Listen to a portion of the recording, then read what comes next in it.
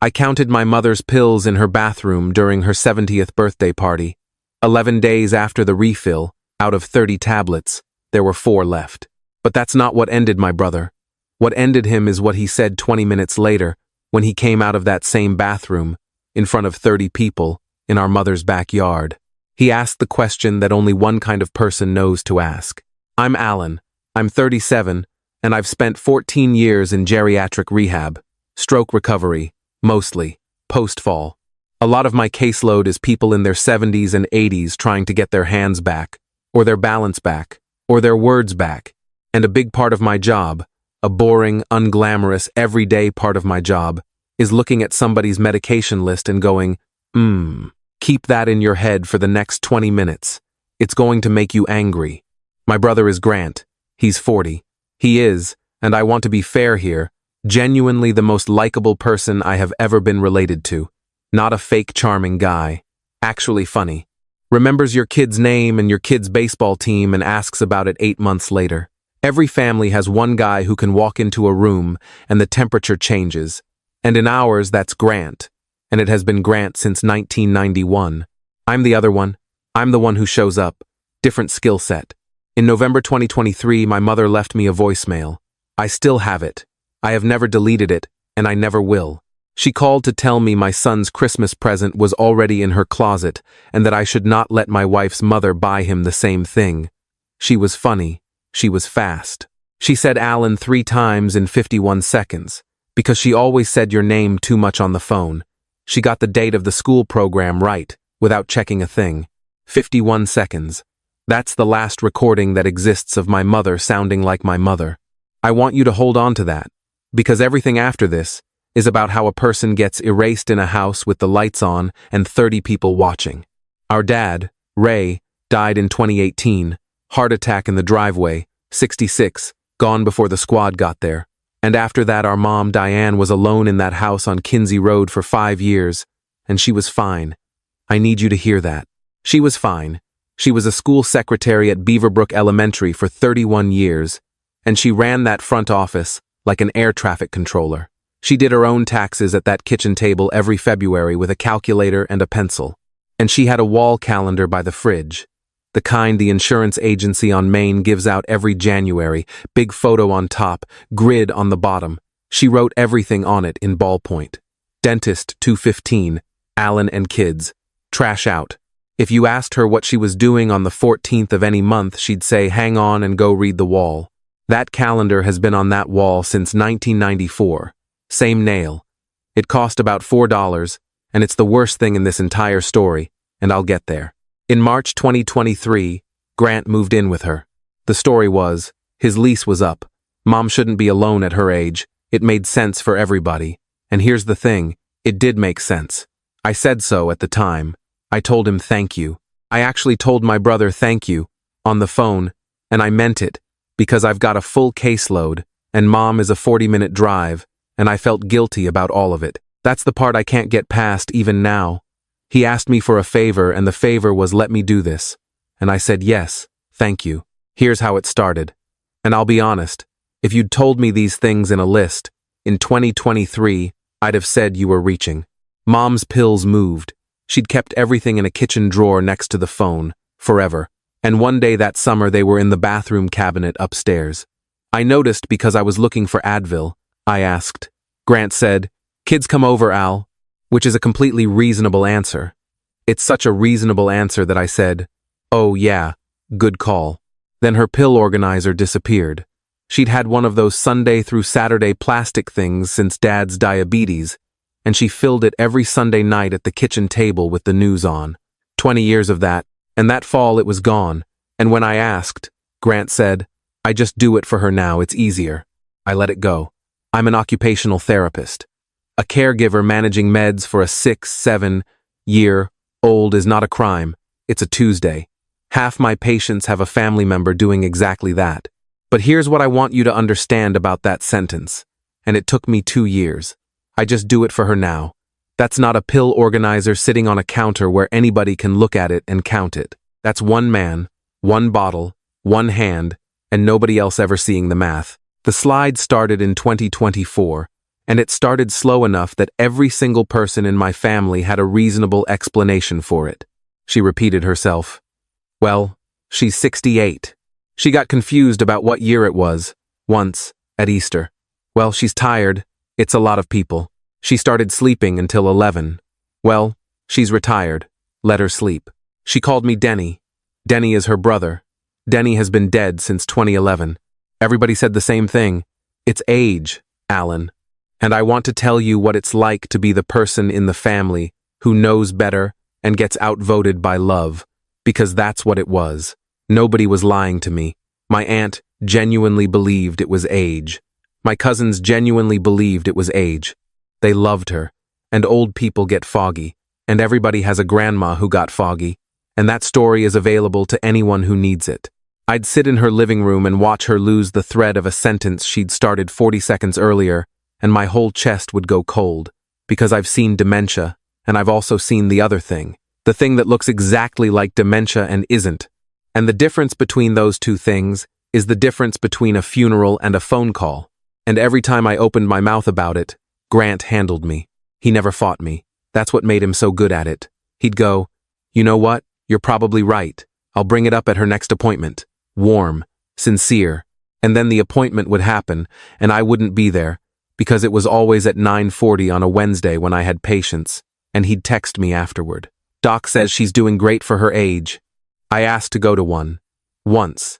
He said absolutely, of course, and then the appointment moved, and then it moved again, and then it happened on a day he forgot to tell me about.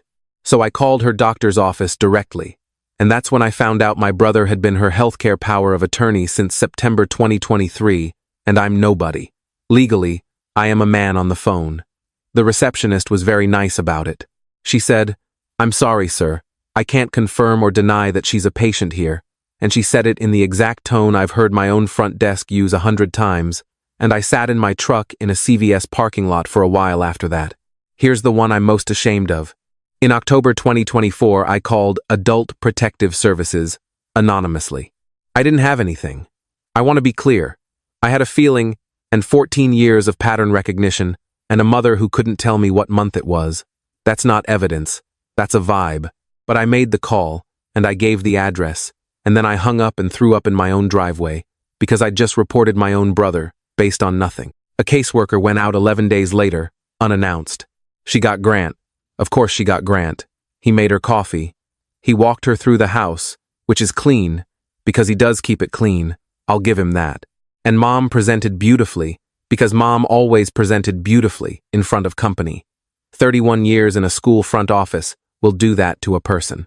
She was charming for 40 minutes, and then she was in bed by 7. Unsubstantiated. Case closed. And then, about 2 weeks later, my Aunt Marlene called me. Marlene is Mom's sister. She's 73. She is not a bad woman, and she was crying. She said, "Alan, your mother told me somebody sent the state after her. She's terrified. She thinks they're going to take her house." And I said, "Marlene, who told her that?" And Marlene said, "And she wasn't being cruel. She was repeating something. Your brother's been holding her together over there. She was up all night. Whoever did this ought to be ashamed." I never told anyone it was me. I still haven't. But I stopped after that. That's the thing I have to live with. I made one move, it failed, it made her more afraid, and I stopped for 21 months. I told myself I was being reasonable. What I was actually being was scared. By 2025, the family had a story about me. It wasn't loud. Nobody sat me down. It was in the temperature. It was my cousin Dee saying, at a graduation party, "It's good you came. Good you came. I visit every other Sunday. I have visited every other Sunday for 2 years.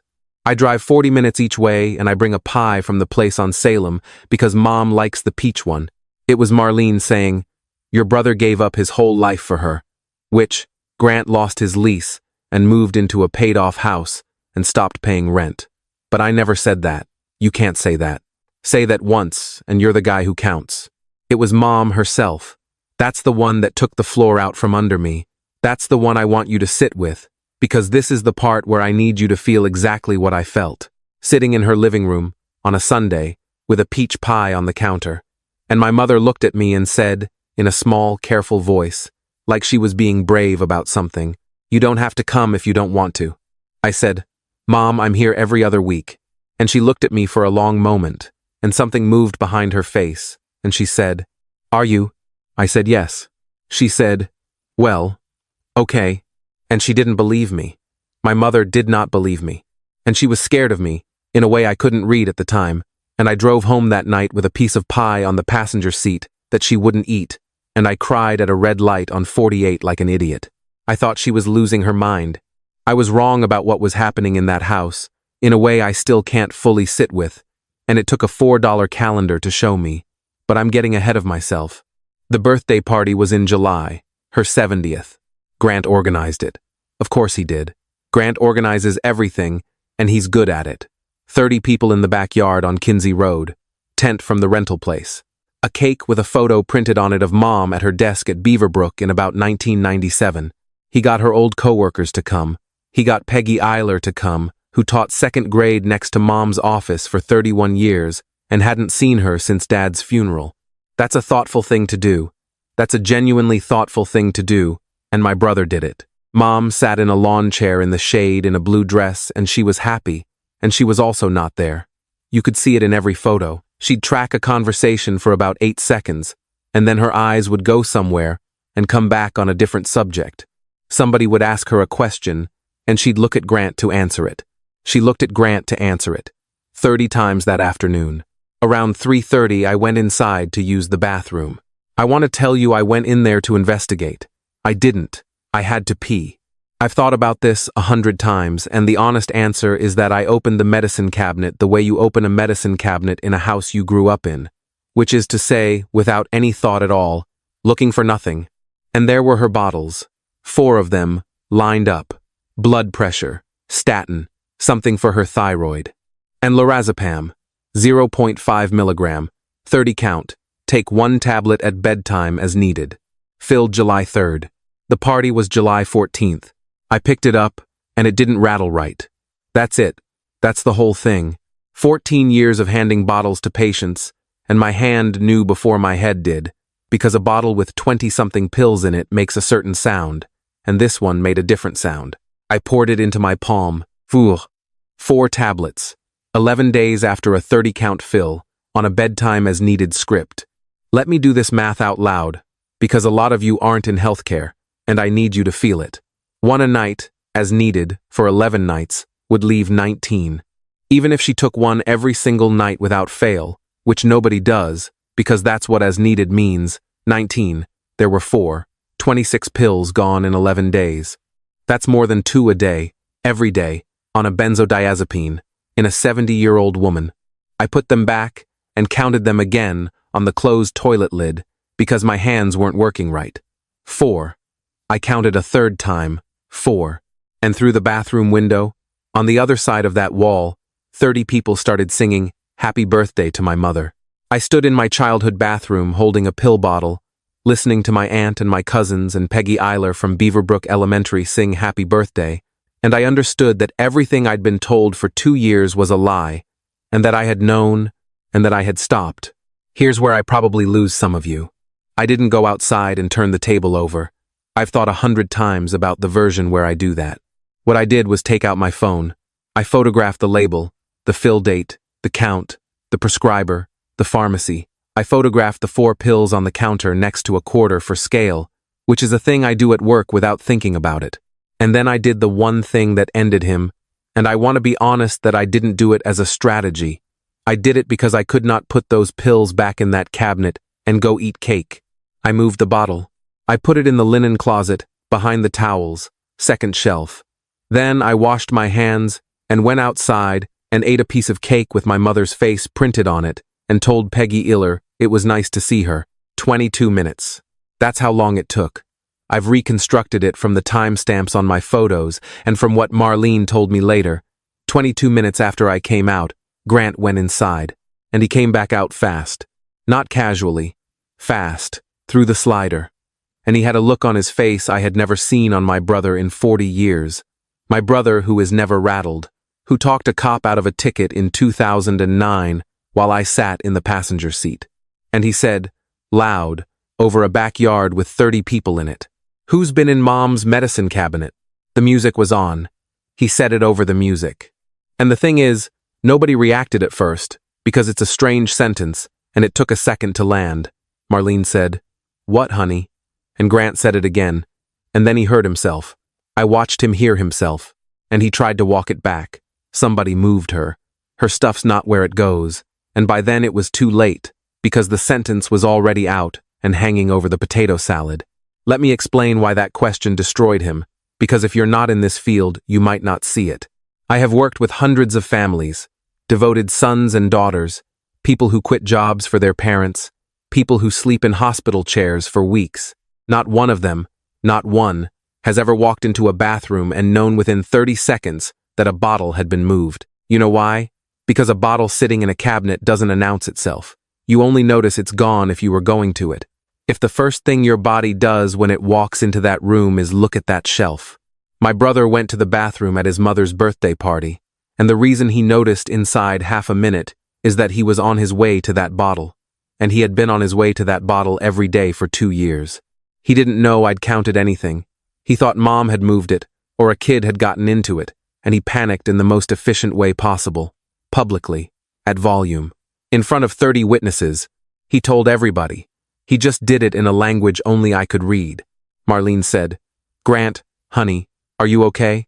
And Grant looked around that yard and found me. I was standing by the tent pole with a paper plate, and I didn't say anything. I just looked at him. And my brother, who has never in his life been at a loss, said, yeah, no, sorry, it's been a long day." And then he laughed, and everybody laughed, and Marlene changed the subject, and 30 people went right back to the potato salad, because that is what my family does and has always done. But 2 people didn't. Marlene didn't. I watched her not. And Peggy Eiler. Peggy Eiler from Beaverbrook Elementary, 68 years old, retired, not family, who nobody in that yard had any reason to listen to. Peggy Eiler found me by my truck an hour later while I was loading up folding chairs. She put her hand on my arm and she said, very quietly, "Alan, I've been trying to tell somebody about your mother for a year. A lot of you asked why I didn't blow it up in the backyard. Some of you were pretty rude about it. Fair, I've asked myself. Here's the answer.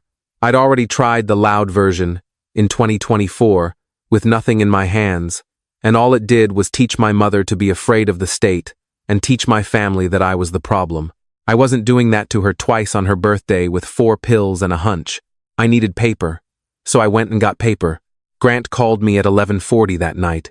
I want you to hear both of my brothers, because they're both real. The one in the backyard, and this one. He opened warm. He always opens warm. Hey, sorry about earlier, that was so weird, I don't know what my problem is. I said, Grant, how many lorazepam is mom taking? Silence. Maybe 4 seconds. And then my brother's voice changed, and it changed all the way, and it did not change back for the rest of this story. He said, "You want to do this? Okay, let's do it. Where were you Tuesday, Al? Where were you when she was up at 2 a.m., screaming that Dad was in the driveway? Where were you when she pissed the bed in February? You come over with a pie, you sit there for 90 minutes, you get the good version because I make the good version for you, and then you drive home to your normal life, and you get to feel like a son." And I said, "That's not what I asked." And he said, "You've got no idea what it costs to keep her calm. None. And you never asked. You just showed up and enjoyed it." Then he hung up. I sat on my back steps for 2 hours, and I'll be honest with you, that landed hard, because there's a version of that which is true. I wasn't there at 2 a.m. He was. He did do the diapers. That's real, and he knew it was real, and that's what he'd been standing on for 2 years. But here's what I figured out around 1 in the morning on those steps, and it's the thing that got me the rest of the way. She was up at 2 a.m., screaming because of the pills.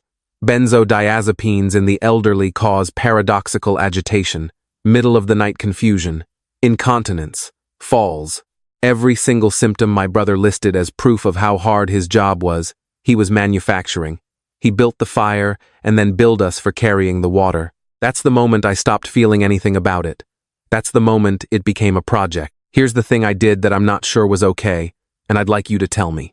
The following Sunday, I went over with a pie. Mom napped at 2:30, the way she naps at 2:30 now. Grant was at a job. I'll come back to that phrase. My mother's phone passcode is her wedding anniversary, and has been since she got her first iPhone in 2014. I've known it for a decade. She'd tell it to a mailman. I opened her pharmacy app. Fill history. Right there. Anyone could have looked at any point in 2 years and nobody ever did, including me. Lorazepam, 0.5 milligram, 30 count. Filled every 11 to 14 days. Going back to February 2024, 28 months of it. And then I found the second one. There was another pharmacy, an independent place in Trotwood, 20 minutes the wrong direction, that my mother has never in her life driven to. Same drug. Different prescriber, a nurse practitioner at an urgent care, not her primary. Also every 11 to 14 days. Also since 2024, 2 pipelines, 2 prescribers. Roughly 120 tablets a month coming into that house for a woman with a prescription for 30.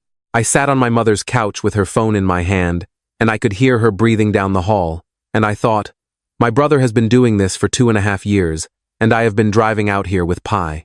And then, because I'd already crossed the line, and there was no version where I got to be clean about it, I hit the home button and looked at what else was on that phone. Her bank app was right there on the first screen, and that's when I stopped being angry about the pills. Okay, this is the one. I've rewritten this part 4 times. 4 checks. I found them in the app, images and all, in about 90 seconds, which is how long it takes when nobody's hidden anything because nobody ever thought to look. $24,000, May 2024. Memo line, kitchen remodel. $31,500, November 2024. Memo line, roof. $22,700, June 2025. Memo line, furnace plus labor. $17,800, February 2026. Memo line, back taxes. $96,000. All 4 made out to Vasco Restoration, a limited liability company. I sat there and looked at that name for a while.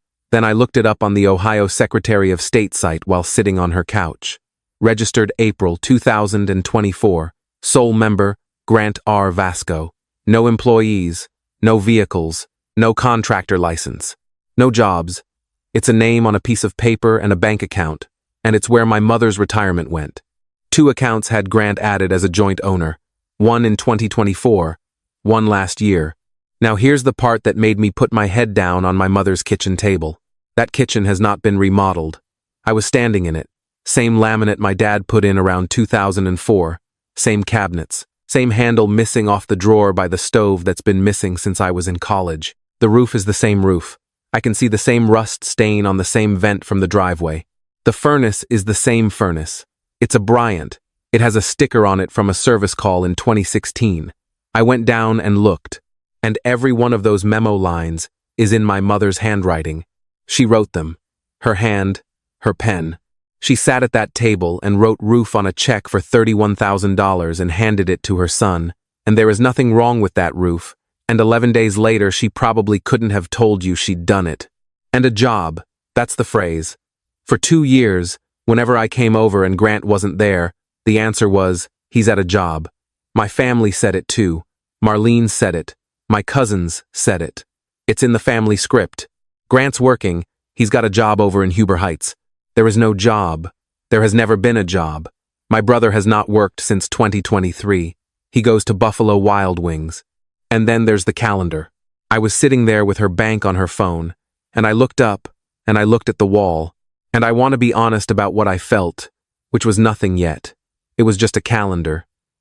I got up to look at it the way you look at something while you're thinking about something else. July said, Grant Kroger, Grant Pharmacy, Grant Kroger. That's it. That's the whole month. One name. So I flipped it back. June, May, April.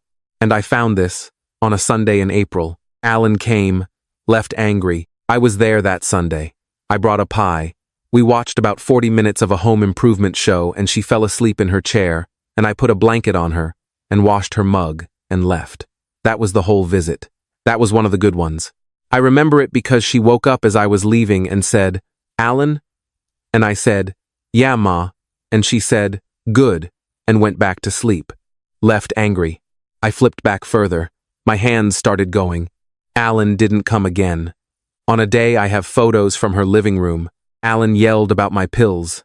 March 8th, I was in Columbus. I was at an 8-hour continuing education course on fall prevention with 60 other people. I have a signed attendance certificate. I have a receipt from a Panera at 12:40. I was 90 minutes away from that house for the entire day. Nobody came, written on Easter. And the handwriting in the entries about me, it's close. It's very close, but it's not right. My mother's A's close at the top. These A's are open. My brother has block printing he does when he's being careful. It's on every Christmas tag he's ever written. I stood in my mother's kitchen and flipped through 2 years of a wall calendar and understood what he'd actually built. And it is so much worse than the money, and I need you to understand it too. My mother could not remember her days. He'd made sure of that. So she did what she had done for 31 years as a school secretary and for 50 years as a woman with a system. She went to the wall and she read it. Every morning of the last 2 years, my mother woke up in a fog she did not choose, walked into her kitchen, and read her own wall to find out what was true. And her son had been writing it. She wasn't confused about me. She was informed about me, every single day, by a wall she'd trusted since 1994. That's why she said, "You don't have to come if you don't want to." That's why she said, "Are you?" That's why my mother was afraid of me, because she had a written record, in her own kitchen, in what looked like her own handwriting, that said her son came over and yelled at her about her pills and left angry, and she couldn't remember it, and she thought that was because she was losing her mind, and she was ashamed, and she was trying to be gracious to me about it. She was being kind to me, about a thing that never happened, that he wrote. I found one more. It's the one that ended Marlene. Marlene called. Says Alan is dangerous. Grant came home while I was standing there. I heard the truck. I had about 4 seconds to decide what to do, and I decided to do nothing, which turned out to be right, because he walked in and saw me at the calendar, and I watched his face do the same thing it did at the party. He said, "What are you doing?" Not a question. Flat. I said, "Where's the kitchen?" He said, "What?" I said, $24,000, May of 2024. Kitchen remodel. I'm standing in it. Where is it? And my brother leaned against the doorframe. He actually leaned. He made himself comfortable, and he said the thing I'll be hearing when I'm 80. "That's my money, Al." I said, "It's her money." And he said, "It's my inheritance. I'm just taking it in installments while I earn it. You'll get yours when she dies and you won't have done one thing for it. I'm getting paid now, in advance, for work you're too soft to do. I'm not stealing anything. You just want it free, internally consistent, completely coherent. He isn't even lying in his own head. In his head, he's the only one who showed up and the only one getting paid, and everything after that is bookkeeping." I said, "You're giving her 120 pills a month." And he said, "You want her screaming at 2 a.m.? Because that's the alternative. I'm the only one who knows what she's actually like." He said it like a professional, like a man defending his methods. Down the hall, my mother was asleep at 3:15 inches the afternoon. I took the calendar off the wall. I lifted it off the nail it had been on since 1994 and rolled it up and walked past my brother with it, and he said, "Alan," and then he said it again with more in it, and I got in my truck with 2 years of my mother's wall under my arm and drove to a Speedway parking lot and photographed all 24 pages before I let myself feel anything. Let me tell you what he did next, because it tells you everything. He didn't chase me. He didn't call. He went inside and texted the family group chat, all 22 of us, at 3:41 p.m. He wrote, "Hey everyone, heads up. Alan was over here today going through Mom's bank on her phone while she was asleep. I don't want to make this a thing, but if anybody gets a weird call from him, please let me know first. He's not doing well. Love you all. 9 minutes. It took him 9 minutes to get in front of it. That's not panic. That's a man who has done this before and has a routine. It's been almost 5 months. Sorry for the delay. You'll see why. I did not go nuclear at a dinner table. I want to say that up front, because I know a chunk of you were rooting for a scene, and there isn't one. What there is instead is worse for him and better for her. I got an elder law attorney the Tuesday after the calendar. Her name doesn't matter. What matters is the first thing she said, which was, "Do you have any prior report?" And I said yes. October 2024. It was me. I never told anybody. Her face changed. She said, "That's the whole case. Because here's what I didn't understand. In 2024, when my anonymous call went nowhere, it didn't go nowhere. It went into a file. Unsubstantiated is not deleted. There was a caseworker's report sitting in a system for 21 months, saying somebody had concerns about Diane Vasco on Kinsey Road. And now there was a second report from a mandated reporter, which is me, that's my license, with everything attached. 28 months of fill history from 2 pharmacies and 2 prescribers. About 120 tablets a month against a prescription for 30. Photographs of a bottle filled July 3rd, with 4 tablets in it on July 14th. 4 check images totaling $96,000, made out to a company with no license, no employees, and no work product. Memo lined for a kitchen and a roof, and a furnace that a caseworker could confirm don't exist by standing in the room. 2 accounts with a joint owner added during the period of documented impairment. 24 pages of a wall calendar in 2 different hands, and 30 witnesses to a man who knew, in under 30 seconds, that a pill bottle had moved. Peggy Ealer. I called her the next day. She'd noticed in 2025, at Mom's cousin's funeral. She said Diane looked at her and didn't know her for about 6 seconds, and then covered for it, the way she used to cover for the kids who couldn't read. Peggy told 2 people. Both of them told her it was age. She's not family. Nobody listens to the woman from the front office. She gave a statement. 68 years old, drove herself downtown, sat there 2 hours. Marlene, this is the one I want to tell you about. I sent her the calendar photos, all 24, no message. I couldn't write one. She called me at 6:15 the next morning and she couldn't talk, just breathing, and then she got it out. It wasn't the pills, it wasn't the $96,000. She'd have found a way around both of those. He was overwhelmed. He'll pay it back. She had the script ready. She's had it ready her whole life. It was one line, Marlene called. Says Alan is dangerous. She said, Alan, I never said that. I never said that. I never even called that day. I was in Michigan. And then she said the thing that broke me. He put my name in my sister's kitchen. He used me to scare her. She'd been the loudest voice for Grant for 2 years. 2 years of your brother gave up his whole life. And she flipped in one phone call, completely, at 3 years old. And she has not wavered once since. And she came to every single hearing and sat in the front. That's what it took. Not evidence of a crime. Her own name in a lie. Mom was admitted in August. Emergency guardianship, temporary, then permanent, to me. Grant contested it for about 11 days, and then his own lawyer looked at the fill history, and I assume said something to him, because he stopped. She was on a supervised taper for 9 weeks. I'm not going to walk you through those 9 weeks. They were bad.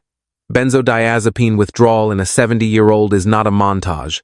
There was a stretch in week 3 where I genuinely believed I had killed my mother by being right. And then, week 6. I came in on a Thursday and she was sitting up and she looked at me and she said, Alan, where in God's name have you been? Not confused, annoyed, full sentence, full volume, correct name, and mad at me for being late. I had to leave the room. She's not all the way back. I need to be honest, because I know some of you have a parent, and I'm not going to sell you a miracle. She's 70, and she was chemically impaired for 2.5 years, and some of that is permanent. She uses a walker now. She gets tired. There's a real deficit that isn't going away. But she does her own crossword. She knows what year it is. She called me last week to tell me my son's Christmas present is in her closet and not to let my wife's mother buy him the same thing. I sat in my truck and listened to that 2023 voicemail after that call, and I could not tell the 2 voices apart. Grant pled out in November. Theft from a person in a protected class, plus a second count I'm not going to detail because it identifies the county. 18 months in restitution. Restitution is a joke, and I want everybody to know that going in, of the 96,000, we recovered 14,300. That's a truck, a jet ski I didn't know existed, and what was left in the company account, which was $2,140. The rest is gone. 2 years of Buffalo Wild Wings and sportsbook apps. My mother's entire retirement, minus the house, went into a man's phone. He'll be out before this time next year. Nobody in that yard did anything wrong, technically. 30 people watched a woman get chemically restrained for 2.5 years, at every holiday and every birthday, and they all said the same 4 words. It's age, Alan. And they weren't monsters, and they weren't complicit. They were tired, and they loved her, and there was an available story that let everybody go home. That's the part I can't put down. Not Grant. Grant's a thief. I understand Grant. He's simple. What I don't understand is that it took a pill bottle, making a wrong sound in one man's hand, to break a story that 30 people were holding up together. The last thing. Mom asked me about the calendar in October. She'd figured out it wasn't on the wall. I told her the truth. I decided in advance that I would. She's a competent adult, and I had just spent 4 months in a courthouse arguing that she deserved to make her own decisions, and I wasn't going to turn around and manage her. I told her about the entries. She read some of them. She sat in a vinyl recliner with a walker next to it and read her own kitchen wall in her son's handwriting. And she said, "I read that every morning." I said, "I know." And she said, "I thought I was going crazy. I thought I'd been mean to you and forgotten." And then she asked me the question, and here's where I need you. She said, "Alan, did I say those things about you? To Marlene? To Dee? Did I say them?" And she did. She said all of them. She told 6 different people that I didn't come around. Dee has a text from her. Marlene remembers the phone calls. And she said it because every morning she read a wall that told her it was true. And I looked at my 70-year-old mother, 6 weeks out of a taper, holding a walker with a tennis ball on the leg. And I said, "No, Ma, you never said a word." I lied to her, deliberately, knowing exactly what I was doing. The whole thing I just spent 5 months and $11,000 fighting was a man lying to that woman about what happened in her own life.